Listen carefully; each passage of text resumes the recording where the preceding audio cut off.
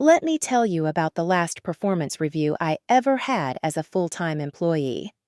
It was a Thursday afternoon in November, the kind of cold, flat afternoon that arrives in the Midwest like an announcement. The sky the color of old concrete, the trees bare in the way that makes a city look like it's been caught at something. I had worked at Callaway and Reed for 9 years. 9 years of arriving early and leaving late, of building systems from scratch and watching those systems become the infrastructure that the entire department ran on, of being the person everyone called when something broke or something needed to be built or something needed to be understood by someone who had never done it before. I was 37 years old. If you love Reddit revenge stories, subscribe. I post one every single day. My name is Nadia. I was the senior operations manager for one of the largest logistics firms in the region, a company that moved goods across 14 states and employed over 800 people, and I had been, for the better part of a decade, the person who made sure the machine ran. My manager's name was Dennis Holt. He had been at Callaway and Reed for 3 years, which meant he had been there for 3 years less than I had, which meant he had arrived into a department that I had largely built and had spent 3 years taking credit for the building without, as far as I could tell, fully understanding how it had been done. He was the kind of manager who forwarded your emails to leadership with a brief addition at the top. Great work from my team. And then stood at the front of the room during presentations while you sat in the third row. I had managed this dynamic with the patient pragmatism of a woman who understood that the path forward in a large corporation often requires you to work with the humans you are given rather than the humans you would choose. I sat down across from Dennis on that November Thursday, and he told me my performance review was strong. Exceeds expectations in operational efficiency. Meets expectations in leadership. Exceeds expectations in process development. He walked through the categories with the slightly distracted air of a man who had somewhere better to be, and I listened and nodded and thought about the raise cycle, which was in January, and whether this year would finally be the year the compensation reflected what I actually contributed. Then he closed the folder. He looked at me with the expression I would come to recognize later as the expression of a person delivering bad news they have practiced delivering but have not practiced delivering well. "Nadia," he said, "I want to talk to you about some changes coming in the new year." I went still. Not visibly. I have spent enough years in corporate environments to have a very good poker face, but internally, completely still. The way you go still when your body knows something before your brain has finished processing it. "What kind of changes?" I asked. "We're restructuring the senior operations function," he said. "As part of a broader efficiency initiative, leadership has decided to consolidate several senior roles and bring in some fresh perspective at a different compensation tier." I looked at him. "A different compensation tier," I said. "We're committed to maintaining all the institutional knowledge you've built," he said, which is the sentence that told me everything, because it was the sentence of someone who was not planning to maintain me. "Which is why we'd like to ask you to participate in a transition process over the next 60 days. "A transition process," I said. "We'll be bringing in a new operations manager," Dennis said. "And we'd like you to help orient them to your systems and processes before your position is eliminated." There it was. Position eliminated. Not fired, not laid off. Eliminated, which is the corporate word for the thing that means the same thing but sounds like it happened to a role rather than to a person. As if the person and the position were separate. As if you could eliminate one while leaving the other standing. "My position is being eliminated," I said, out loud, flatly, so that the sentence existed in the room as a real thing. "It's not a performance issue," Dennis said quickly. The quickness of it told me he had been coached to say that quickly, that the lawyers had told him to say it quickly. Your performance has been exemplary. This is purely a structural. Who is the new operations manager? I asked. A pause. We haven't finalized the hire, he said. He had finalized the hire. The pause told me that. He had finalized the hire, and the new operations manager was already identified and possibly already told they had the job. And I was sitting across from Dennis Holt being asked to spend 60 days handing that person everything I had spent 9 years building. I see, I said. We'll of course provide a severance package, he said. 60 days of transition, then 30 days severance, plus your accrued vacation. I'd like to review the terms in writing, I said. Of course, he said. And I'd like to involve my attorney in that review. Another pause. Slightly longer this time. The pause of someone recalculating. That's absolutely your right, Dennis said. I stood up. I shook his hand because I was raised to shake hands, because whatever was happening to me professionally in that room, I was going to leave it with my conduct intact. I walked back to my office, the one I had occupied for 6 years, with the whiteboard that had my systems maps on it and the shelf of operations manuals I had written and the window that looked out over the parking lot where I had eaten lunch approximately 800 times in 9 years. I sat down at my desk. I opened my computer and I started writing notes. Not about my feelings, not about Dennis, about the systems, about everything I knew and had built and what it would take to document it. Because a decision had arrived in me, in that chair, in that moment, with the quiet certainty of something that had been true for a long time and just needed the right circumstances to become visible. I was going to document everything. And then I was going to watch what happened next. And what happened next was going to be the most professionally instructive experience of my life. Let me tell you about Ryan. His full name was Ryan Castellano. He was 29 years old, which I know because he told me in our first meeting, with the guileless energy of someone who considered 29 a credential. He had a master's degree in business administration from a program I had heard of but not particularly respected, and he had 4 years of experience in operations at a company that was, by every metric I could identify, approximately 1/5 the complexity of Callaway and Reed.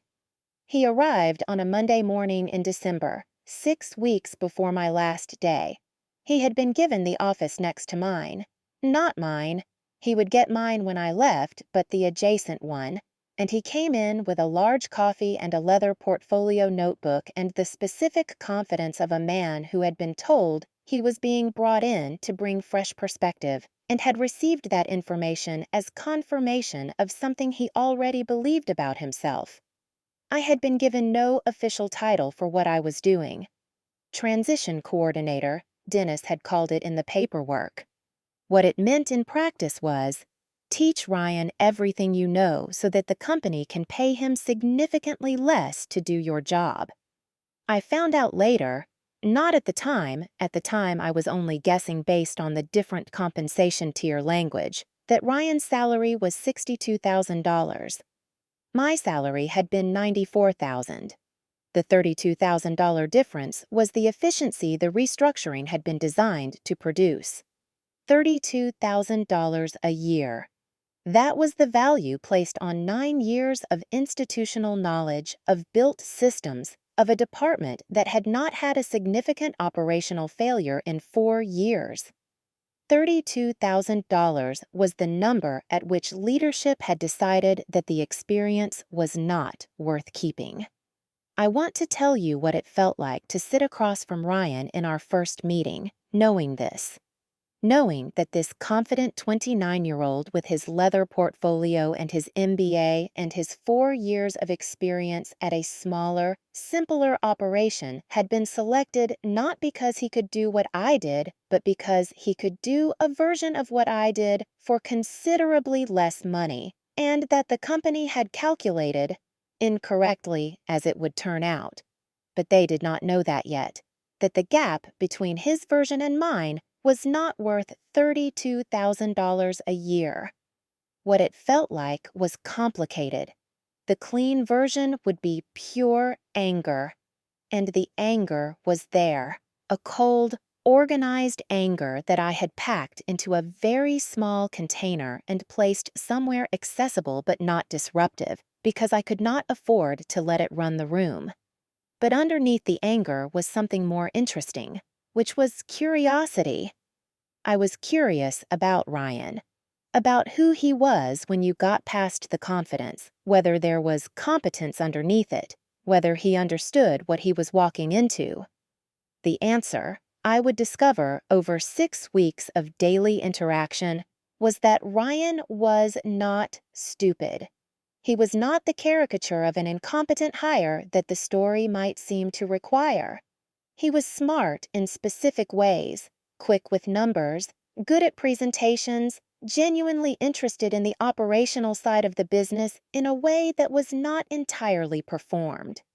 What he was drastically underprepared. Not through any fault of his own. He had not been told, I am fairly sure, the full picture of what the role required. He had been sold a version of the job that was abstracted from its actual daily demands, the version that exists in org charts and job descriptions, rather than the version that exists at 7 a.m. when a carrier drops a shipment in the wrong distribution hub and 12 downstream clients are about to miss their delivery windows, and you have 45 minutes to reroute everything using relationships and institutional knowledge that took years to build. He did not have those relationships. He did not have that knowledge.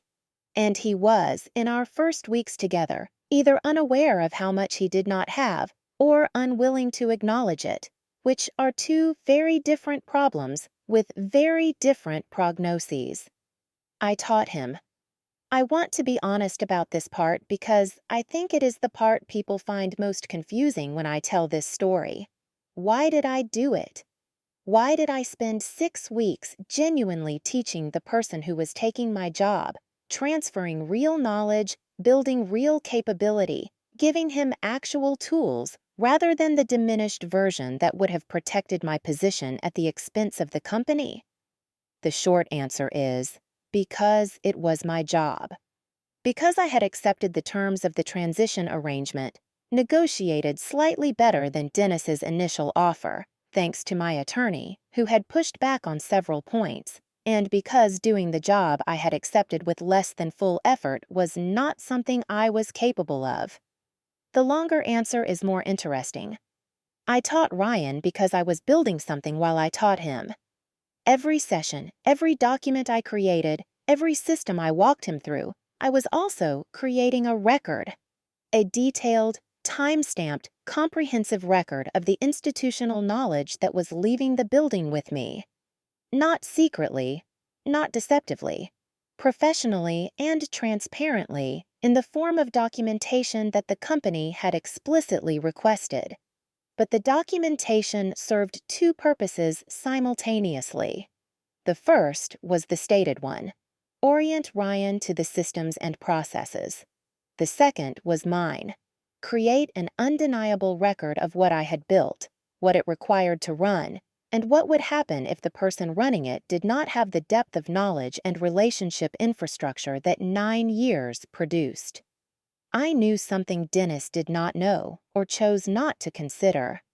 Complex operational systems do not transfer in 60 days. They cannot. The documentation is the map, but the territory is different from the map, and navigating the territory requires experience that cannot be conveyed in training sessions. Ryan was getting the map.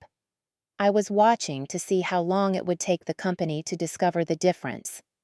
My last day was a Friday in February. Dennis threw a small office farewell, the kind that companies throw when they are eliminating someone whose performance they cannot fault. A table in the break room, a sheet cake with blue frosting, a card signed by the department. People came because they liked me, not because they liked the occasion, and the distinction was visible in how they stood and what they said. My colleague Priscilla, who had been with the company as long as I had, and who was, in my estimation, the other person in the department who actually understood how the machine worked, hugged me for a long time and said, quietly into my shoulder, "This is going to go badly for them." "I know," I said. "How long do you give it?" I thought about it. I had run the mental model many times. I had a sense of where the pressure points were, the specific junctures in the operational calendar where the complexity peaked, where the relationships mattered most, where the gap between map and territory was widest. "Spring peak season," I said. "March, April. That's when it will show." She nodded. "Where are you going?" she asked. "I have some plans," I said. I did have plans. I had been making them quietly, in the evenings, since November. Not reactively, not the frantic job search of someone who has been surprised by a job loss. Deliberately, thoughtfully, with the particular clarity that comes when something you had been tolerating is removed and you are forced to decide what you actually want instead. I took the severance. I took 3 weeks to do nothing, to sleep and walk and cook and read and let the noise of 9 years of someone else's machine quiet down enough that I could hear my own thinking. And then I sat down with a yellow legal pad and I wrote, at the top of the first page, "What do I actually want?" What I wrote in the next 2 hours changed everything. What I wanted was not another corporate job. I had understood this vaguely for years and had not let myself look at it directly because looking at it directly would have required doing something about it. And doing something about it would have required the kind of risk that is easier to defer when you have a salary and a title and a team and a window overlooking a parking lot where you eat lunch. What I wanted was the work without the machine. The operational problem solving, the systems building, the complex logistics challenges that I was genuinely good at and genuinely interested in. I wanted those things. I did not want Dennis. I did not want the politics of a large organization, the credit taking and the budget cycles and the performance review that rated my leadership as merely meeting expectations while my operations work exceeded them. I did not want any of the overhead. What I wanted, I realized, was to consult. To take my 9 years of expertise and my documented systems and my industry relationships and offer them to companies, multiple companies, simultaneously, on my terms, at a rate that reflected the actual market value of what I knew, rather than the internal political value that a corporate salary structure would assign to it. I had never consulted before. I had never run my own business. These were facts I spent about 48 hours being intimidated by before I decided that intimidation was not a strategy and moved on. I talked to 3 people in my first week: a financial advisor to understand the economics of self-employment, an attorney to understand the business structure options, and a woman named Claudette who had left a corporate operations role 5 years earlier and built a successful consulting practice from it, and whom I called because she was the most useful person I could think of. Claudette talked to me for 2 hours. She told me things I would not have known to ask. She told me what to charge, not a number, but a framework for thinking about it, based on the value I generated rather than the salary I had been paid, which are different numbers, and the difference between them is where consulting lives. She told me what contracts to insist on and what terms to avoid. She told me what my first 6 months would look like and how to navigate the uncertainty of the pipeline before it was established. I took notes on 8 pages of yellow legal pad. When I hung up, I looked at the number I had written at the top of the page. The hourly rate Claudette had suggested I should be charging based on my experience and market conditions. It was more than I had been earning as a salary, annualized. More. Not slightly more. Meaningfully more. I looked at that number for a long time, and then I opened a new document and I started building my business. I spent February and March establishing the infrastructure of what I would call NR Operations Consulting. My initials, Nadia Reeves, which is the kind of naming decision that makes sense at the time and that I have since decided is fine because the name is less important than the reputation, and the reputation was something I already had. I registered the business. I built a website, functional, professional, not beautiful, with the help of a freelancer I found through a recommendation and paid properly for. I wrote service descriptions based on what I actually did rather than what I thought sounded good, which is advice I give now to everyone who asks me about starting a consulting practice. Describe the actual problem you solve, not the abstracted version. I reached out to my network. Not broadly. I was careful about this because broadcasting that I was available could look like desperation, and I was not desperate. I was deliberate.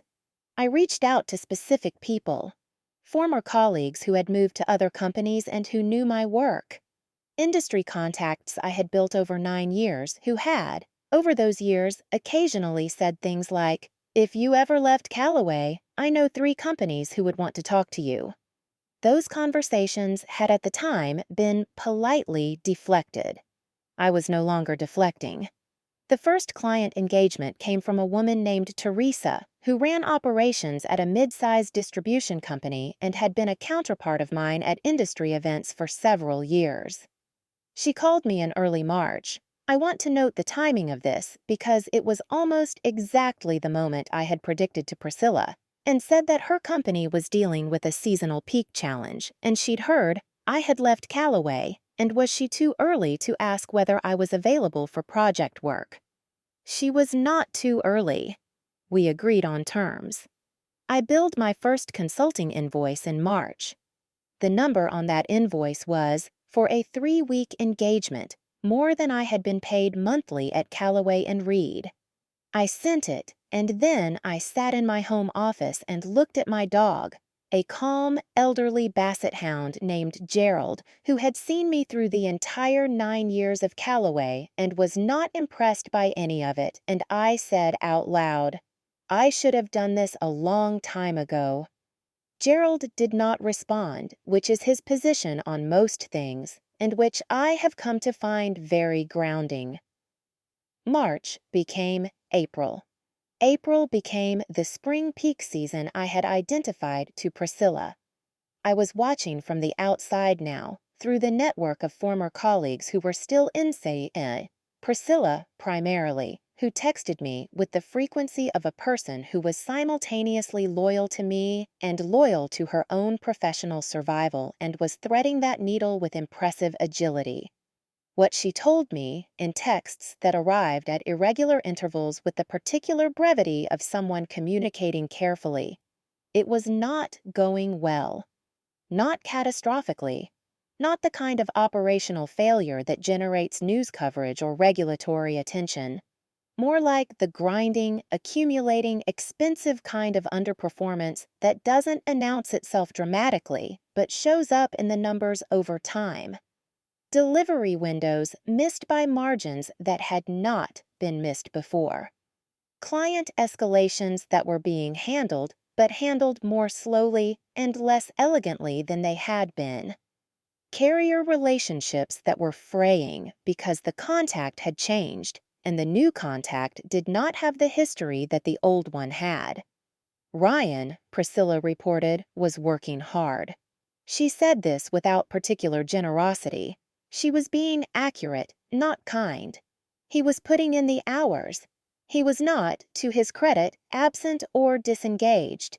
He was simply in over his head in ways that were becoming increasingly visible to the people around him and, eventually, to Dennis. In April, Dennis called me. Not to apologize. Dennis was not, in my estimation, a person who apologized in any meaningful sense, but he called me, and I picked up, and he said the following in the following order: that the transition had been more complex than anticipated, that there were some operational gaps that were proving challenging, that he valued my expertise and wanted to know if I would be willing to have a conversation about coming back in some capacity to help stabilize some things. I listened to all of it. Then I said, "What capacity are you imagining?" "We'd need to discuss the specifics," he said. "But we're thinking a temporary engagement, helping Ryan get up to speed on some of the more complex." "I'm consulting now," I said.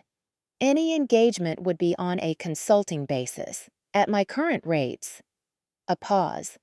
"What are your current rates?" he said. I told him. The pause that followed was the specific pause of someone doing rapid arithmetic and arriving at a number significantly larger than they had expected. He started. "That's my rate," I said pleasantly, "for the expertise you've described needing. If it's not the right fit, I completely understand." He said he would need to discuss it with leadership. "Of course," I said.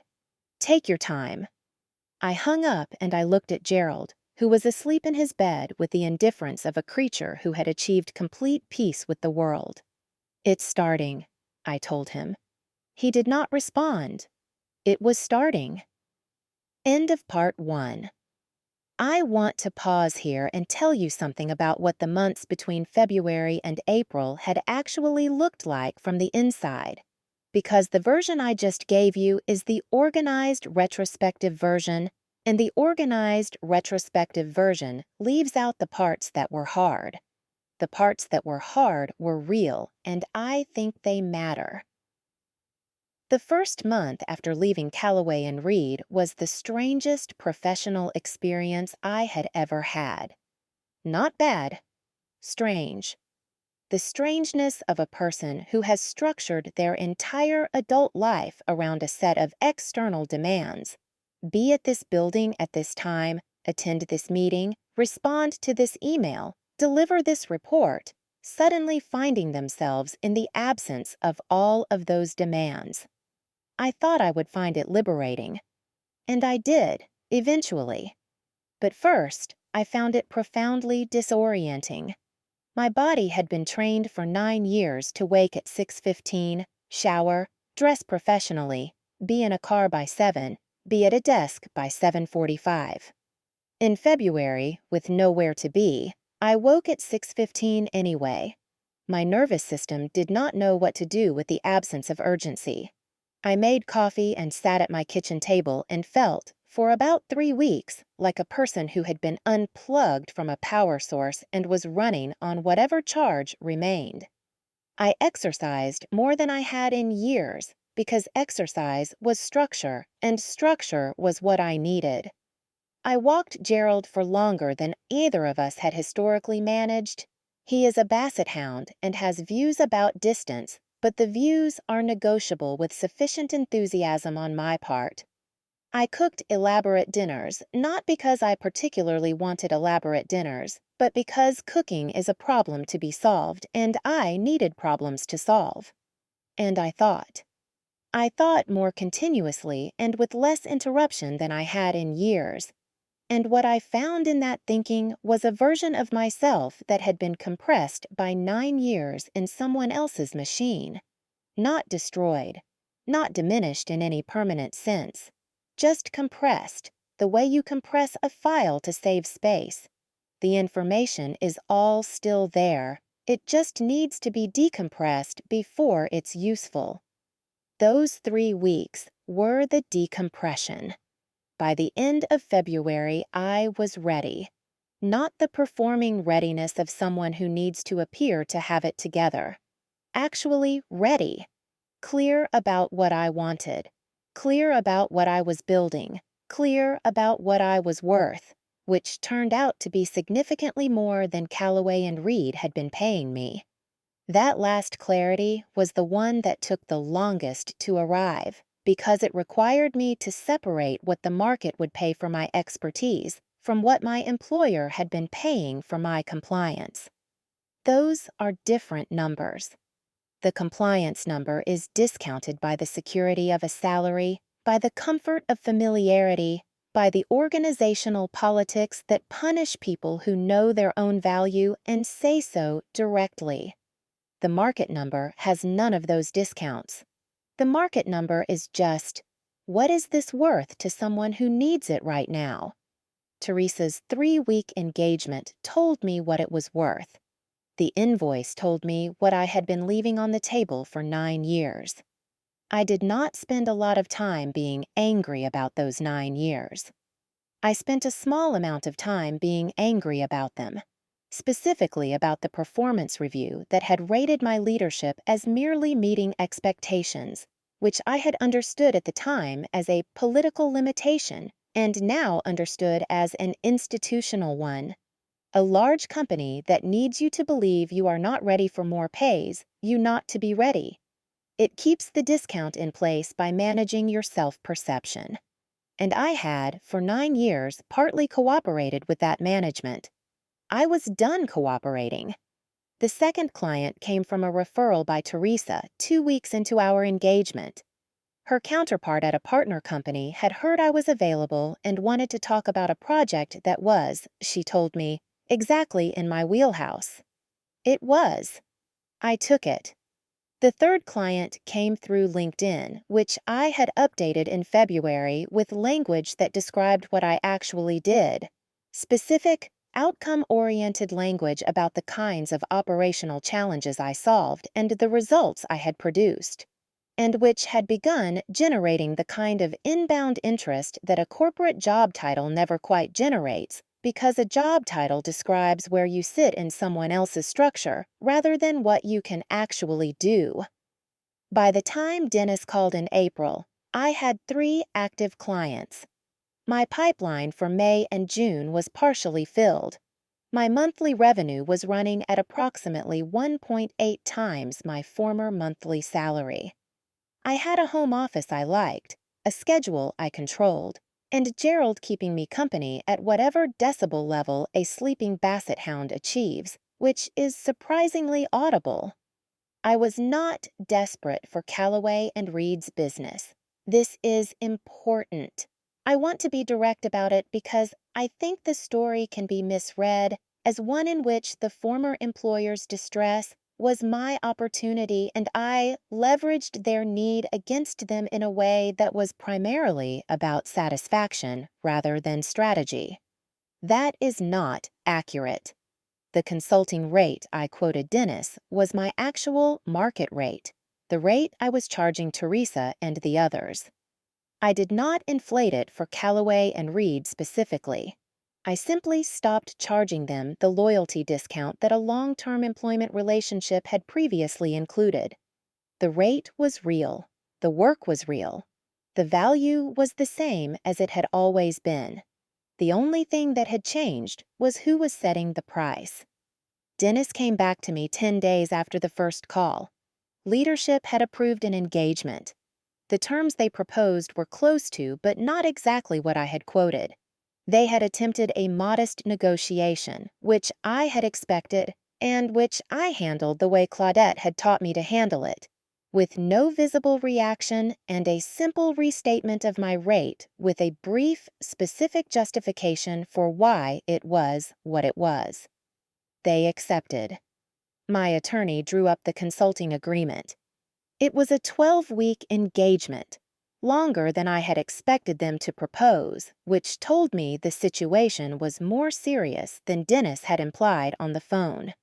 Scope included operational assessment, process review, and mentorship of the current operations manager, which is the corporate phrase for Fix what Ryan is doing wrong and teach him how to do it less wrong.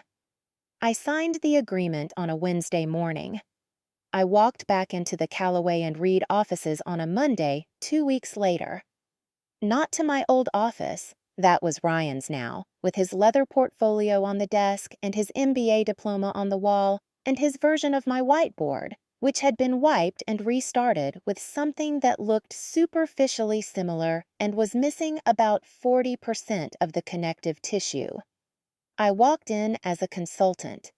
Different badge, different parking arrangement, different relationship to the space.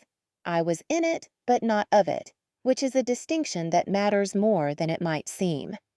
When you are an employee, the company's problems are yours.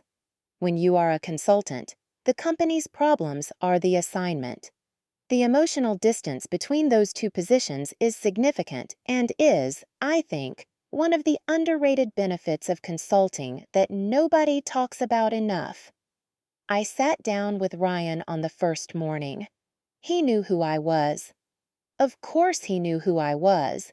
He had been brought in to do my job and had spent 4 months finding out what that actually meant and had been, in some of those months, briefed by people who had worked with me on what the gap between what he had and what he needed looked like. He was not, I will give him this, defensive about the situation in the way that some people in his position might have been. He did not perform confidence he did not have. He sat across from me and he said, directly and without much preamble, "I need to understand what I'm missing." That directness raised him in my estimation. Not all the way. There were things I had observed about Ryan over the following weeks that confirmed some of my earlier assessments and complicated others, but it raised him enough that I decided to take the engagement seriously rather than strategically. I taught him. Again. But this time, differently, because what he needed now was not orientation. He had the map from the first 60 days, but the territory. The things that can only be learned by doing them wrong first, and then understanding why they were wrong and what right looks like in practice. I walked him through the carrier relationships. Not the contact list.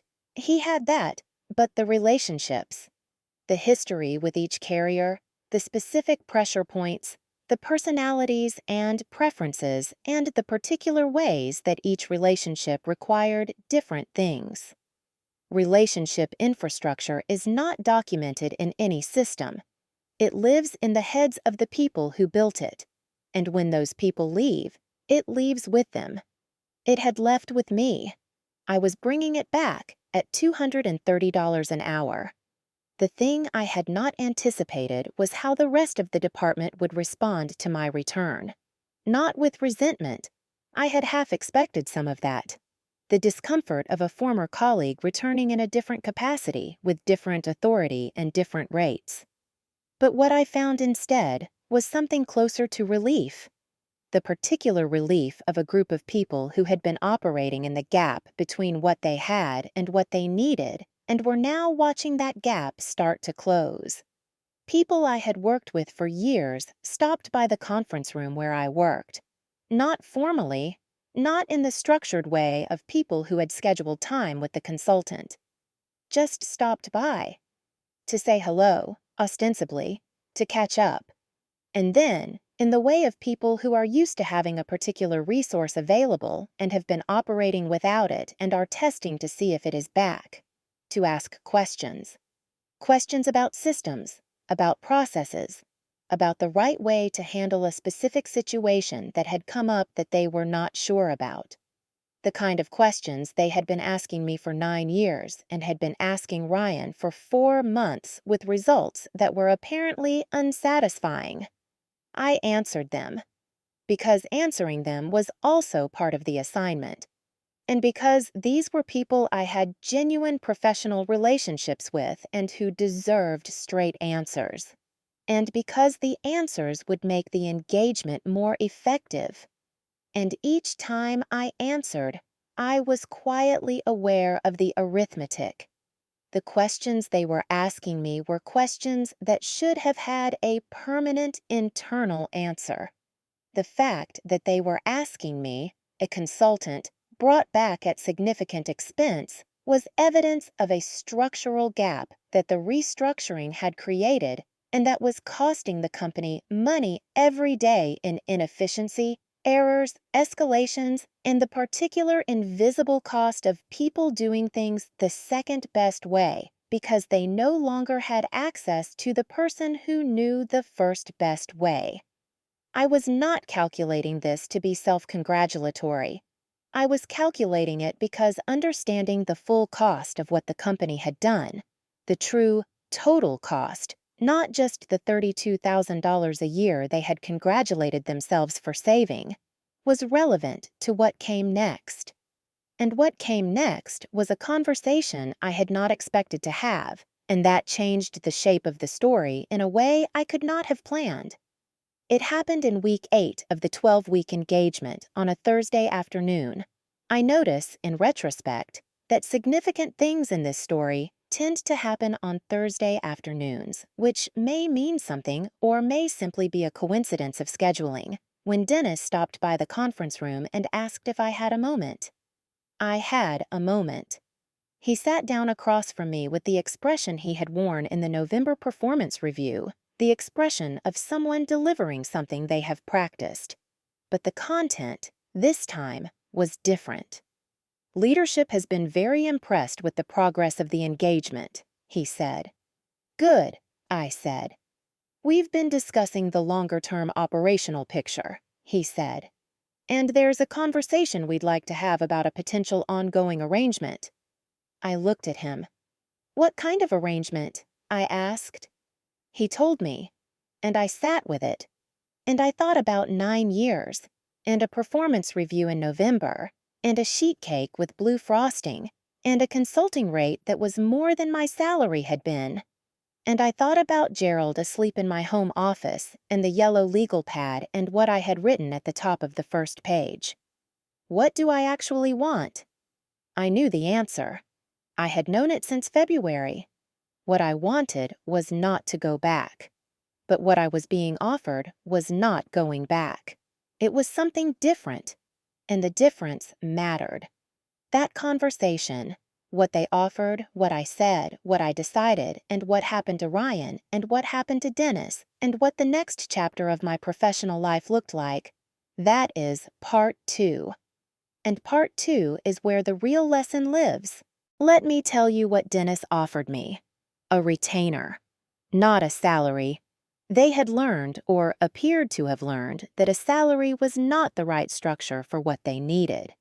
A monthly retainer, paid to NR Operations Consulting for ongoing strategic advisory services. Access to my expertise on a defined hours-per-month basis, with project work billed additionally at my consulting rate. The number they proposed was, on an annualized basis, 60% of what my former salary had been. I want to be clear about the math here because the math is the point. My former salary, $94,000 per year, the retainer they proposed. Approximately $56,000 per year. My current consulting income from other clients, running at significantly more than my former salary. The retainer would have been, as a standalone number, a reduction from what I had been earning. It was framed as a premium arrangement, as a recognition of my value, as the company finally acknowledging what they should have acknowledged before. But the number itself told a different story. It told the story of an organization that had recalibrated, but not fully. That understood they had made a mistake, but was still, at the negotiating table, trying to acquire my expertise at a discount to its market value. I had stopped accepting discounts. I told Dennis I would think about it. What I was actually thinking about was not whether to accept, but how to counter. Because the retainer structure itself, an ongoing relationship with Callaway and Reed, was not without value to me. Not sentimental value, nothing like that. Strategic value. They were a significant company in my industry. A long-term retainer relationship with them would be a credential and a reference that would support the consulting practice I was building. There was a number at which the arrangement made sense. That number was not $56,000 a year. I called Claudette. She listened to what I described, asked 3 sharp questions about scope and exclusivity and the terms they had proposed for termination of the retainer, and then said, "Counter at 140, monthly retainer, 12-month minimum commitment, 30-day notice to terminate. $140,000 a year, 50% more than my former salary, nearly 3 times what they had originally offered. They won't accept that," I said. "They will negotiate from it," she said, "which is different from not accepting it. What you're doing is establishing the anchor. The anchor should be where you actually want to end up, not where you expect them to land." "Where do I actually want to end up?" I asked. "Where does the math work for you?" she said. I thought about it. About what the retainer relationship was worth in terms of credibility, referral potential, and industry positioning. The non-financial value it would add to the practice. I thought about what the time commitment would cost me in terms of other client work I would have to decline. I thought about what it would feel like to have a formal, ongoing relationship with the company that had eliminated my position, and whether that feeling would be productive or whether it would be a subtle drain I had not fully accounted for. "Somewhere around 110, I said. 110,000 with the 12-month minimum. "Then anchor at 140, Claudette said, "and hold through the first 2 counters." I held through the first 2 counters. We settled at $115,000 per year. 12-month minimum commitment. Scope defined, exclusivity limited to direct competitors only, 30-day termination notice required from either party. I signed the retainer agreement on a Friday afternoon in my home office, with Gerald asleep approximately 3 feet away. Nadia Reeves, who had been let go at $94,000 a year to save $32,000 annually, was returning to Callaway and Reed as a consultant at $115,000 a year, plus project work billed additionally. The efficiency initiative had produced a net increase in what the company paid for my expertise. I found this very clarifying. Now I want to talk about Ryan because his part of this story is not the simple one that the setup might suggest. The simple version, the one that the internet tends to enjoy, is that Ryan was incompetent, that the company got what they deserved when they replaced me with someone less capable, and that his failure was the mechanism of my vindication. That version is satisfying, and it is not entirely wrong, but it is not the whole picture. Ryan was in over his head. That is accurate and documented by 4 months of operational data. But Ryan was in over his head partly because of what he had, and partly because of the situation he had been put in. Hired for a role whose full demands had not been accurately represented to him. Given 60 days of transition from a person who could not fully convey 9 years of institutional knowledge in 60 days, regardless of how good the documentation was, and then left to run a complex operation at 29 years old with 4 years of experience at a company that was, by every relevant metric, a fraction of the complexity of the one he had landed in. He had been set up to struggle, not maliciously, but the decision-making that led to his hiring, the calculation that $32,000 a year was worth more than experience and institutional knowledge, had set him up for exactly the difficulties he encountered. In week 10 of the 12-week engagement, I had a conversation with Ryan that I think about often. He had asked to meet in the afternoon, outside the formal structure of our daily sessions. He arrived with his leather portfolio. He always had the leather portfolio. It was consistent if nothing else. And he sat down and he said, without preamble, I want to know what you actually think." "About what?" I said. "About whether I can do this job," he said. "Not the coached version, the honest one." I looked at him for a moment.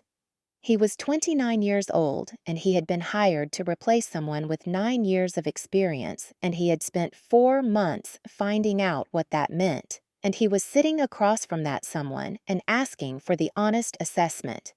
That required a kind of courage that I respected, regardless of what the honest assessment was. "The honest version," I said, "is that you have real capability. You're smart, you work hard, and you're genuinely interested in the operational side, which not everyone in this role has been.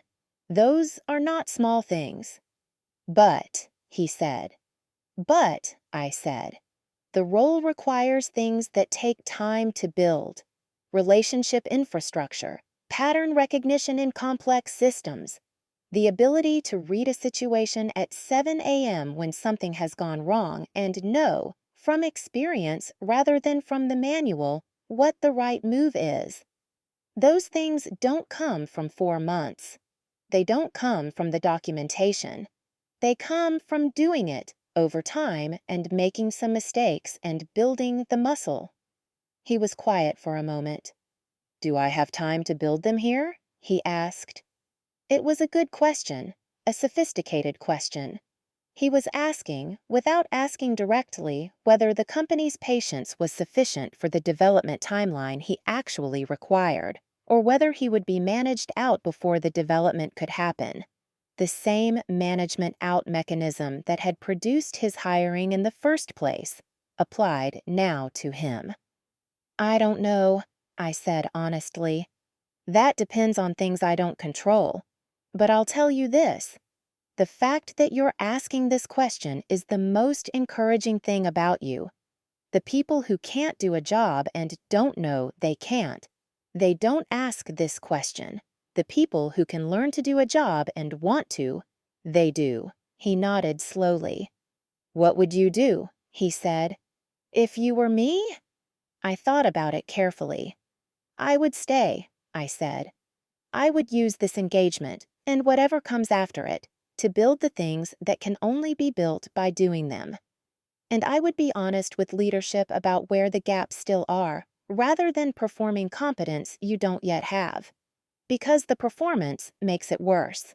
The honesty gives them information they need to support you properly." He looked at me. "Why are you telling me this?" "Because it's useful," I said. "And because what happened to me was a decision by leadership that was not about your quality. You didn't take my job from me. They took my job from me and gave it to you. Those are different things, and I don't hold you responsible for a decision you didn't make." He was quiet for a long time. "Thank you," he said finally. "I mean that." "I know," I said. He stayed. "As of the last information I have, which comes from Priscilla, who remains my best intelligence source on Callaway and Reed's interior life, Ryan is still in the operations manager role. He is better than he was. Not where I was after 9 years. He has 5 years before he gets there, if he stays and the company supports the development, but meaningfully better than he was in April when the spring peak season revealed every gap simultaneously. I am not his enemy. I was never his enemy. He was a 29-year-old who was handed a situation he was not fully prepared for and has been working, with varying success, to grow into it. The enemy, to the extent there was one, was a decision-making process that valued short-term cost savings over long-term operational stability. That enemy did not have a name or a face. It was a spreadsheet. It was a line item in an efficiency initiative. It was the specific, recurring corporate mistake of treating expertise as a commodity rather than as infrastructure. That mistake cost Callaway and Reed real money. Not theoretical money, real documented client relationship and operational efficiency money that showed up in the numbers for the first 2 quarters after my departure. I know because I was brought back to assess it, and the assessment was part of my deliverable, and the number was significant enough that Dennis went quiet when I presented it. The $32,000 a year they had saved, the cost of the inefficiency and the escalations, and the consulting engagement, and the retainer. The math was not complicated. I want to tell you about Dennis. I have been careful about Dennis throughout this story, in the way that you are careful about someone who had institutional power over you and used it in ways that were harmful. I have not been cruel about him because cruelty is not accurate and accuracy is what I am committed to. But I want to give you the full picture of Dennis because I think he is the most instructive character in this story. Dennis was not a villain. He was a middle manager who made a business decision that his leadership had authorized and probably incentivized, and who executed it with the professional functioning of someone who had learned to separate the human cost of corporate decisions from the professional execution of them. He had been told to find efficiencies. He had found one. He had delivered it with the appropriate documentation and the appropriately careful language and the cake with the blue frosting. What Dennis lacked was not ethics. What he lacked was a long view, the ability to calculate the full cost of a decision across a sufficient time horizon, the particular kind of operational intelligence that would have told him, this person is not just a salary line, she is infrastructure, and infrastructure has a replacement cost that is not visible on the spreadsheet that authorized the elimination. He was not stupid. He was myopic. And the myopia was, I think, partly genuine and partly chosen. The kind of not seeing that is professionally convenient, that allows decisions to be made cleanly without the mess of their full complexity. When I returned to Callaway and Reed as a consultant, Dennis and I had a working relationship that I would describe as functional and honest in a way that our employee-manager relationship had never quite been. There was less pretending on both sides. He knew what I was worth now in a way he had not when I worked for him, because now the number was on an invoice rather than a salary structure, and invoices have a clarity that salary structures often obscure. And I had less investment in managing his perception of me, because I no longer needed anything from him beyond the terms of the contract. It was, in some ways, a more honest professional relationship than the 9 years that preceded it. I do not have warm feelings toward Dennis. I do not have hostile ones either. I have the particular neutral regard that you develop for someone who inadvertently did you a favor by being short-sighted. Because here is the truth of it. If Dennis had not eliminated my position, I would not have left. Not yet. Maybe not for years. The human tendency toward inertia in a comfortable enough situation is powerful, and my situation at Callaway had been comfortable enough, not fulfilling, not correctly compensated, not structured in a way that gave me full credit for what I produced, but comfortable enough.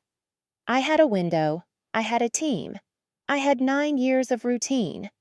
Dennis disrupted the routine, and the disruption, unwanted and unfair as it was, produced the yellow legal pad, and the Claudette conversation, and the first invoice, and Gerald in my home office, and a consulting practice that, 18 months later, has 7 ongoing clients, and a revenue that I am still slightly surprised by when I look at the numbers. I would not have built that without being pushed. I would have stayed in the comfortable enough situation. I am grateful, in the cold-eyed specific way that has nothing to do with warm feeling, that I was pushed. I want to close with the things I know now that I did not know in November, sitting across from Dennis while he told me my position was being eliminated. The first thing is about value, about the difference between what an organization pays you and what your work is actually worth. These numbers are related, but they are not the same number, and the difference between them is where the discount lives. the discount that loyalty, familiarity, comfort, and organizational politics create in your compensation. The market does not apply that discount. The market pays what the work is worth. The only way to find out what the market pays is to ask it. And the asking requires leaving, or threatening to leave, or being pushed to leave.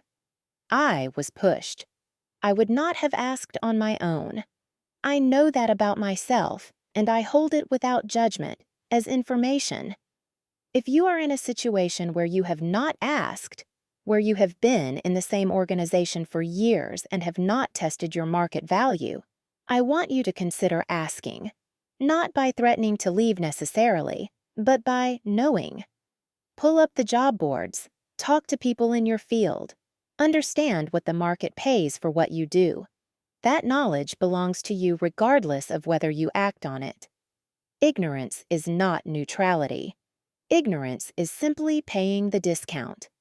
The second thing is about documentation. Document your work. Not in a paranoid way, in the way of a professional who understands that their contributions should be legible and recorded. Keep a running record of what you have built, what decisions you have made, what outcomes those decisions produced, not for a legal case, for your own clarity about what you are worth and what you have done. I had 9 years of work at Callaway and Reed, and the most useful thing I brought out of that building was the documentation, the systems maps and the process manuals and the transition materials that proved in concrete and detailed form what my expertise comprised. That documentation became the foundation of the consulting practice. It became the thing I showed to Teresa and the others when they asked what I could do. Document. What you build belongs to you even after you leave. Make sure you know what it is. The third thing is about timing. There is no perfect moment to make a change that feels risky. There is just the moment you are in, and the information you have, and the decision about whether to act on it. I waited until I was pushed, and the push turned out to be the right amount of disruption. But I do not recommend waiting for the push. The push is expensive. In dignity, in the specific pain of being told that your position is eliminated, in the months of processing required before the clarity arrives.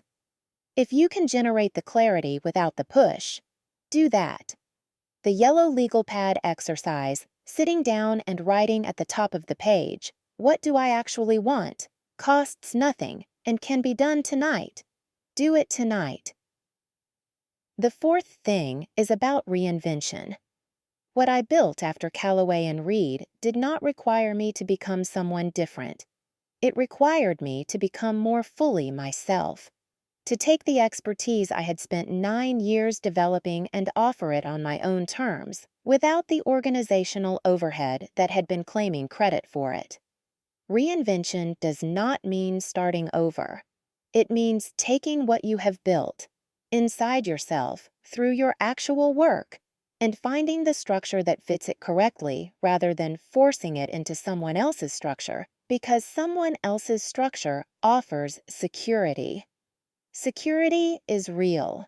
I am not dismissive of it. Security is a legitimate thing to need and to value.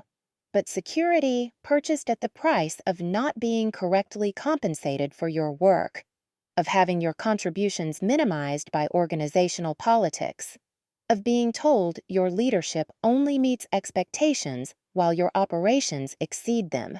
That security has a cost that shows up slowly and invisibly until the day someone puts a folder on the table and tells you your position is being eliminated. Calculate the full cost of the security before you decide it's worth it. The fifth thing is short.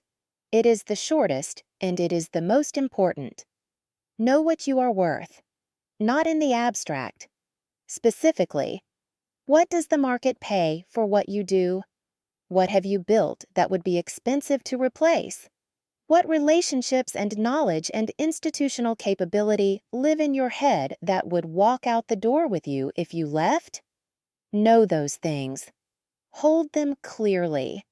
Do not let an organization's management of your self-perception, the meets expectations, the structural constraints, the comfortable enough routine, convince you that the number on your paycheck is the accurate measure of your value. It is not. It is the number the organization has calculated that it can pay while keeping you in place. Your value is what the market will pay when you offer it directly. I know mine now. I knew it the morning I signed the retainer agreement at $115,000 a year, $18,000 more than the salary they had paid me before eliminating my position to save money. I knew it the morning Teresa paid my first invoice. I knew it when Claudette told me to anchor at 140, and I understood, for the first time with my whole body rather than just my mind, that the number was not a reach. It was accurate. Know your number. Everything else follows from that. Thank you for being here for this story. If it resonated, if you are sitting somewhere right now in a comfortable enough situation with a meets expectations somewhere in your review and a number on your paycheck that has not been tested against the market in longer than you can easily remember, I want you to do one thing. Not quit. Not make any dramatic moves. Just ask the question. Write it at the top of a yellow legal pad or the Notes app on your phone, or whatever surface is available. What do I actually want? And then answer it honestly. Gerald will not be there to witness it because Gerald is my dog and not yours, but find your equivalent. The thing in your life that is honest and uncomplicated and does not need you to be anything other than what you are. And sit with the question until you have a real answer. The real answer is the beginning. I'll see you in the next story.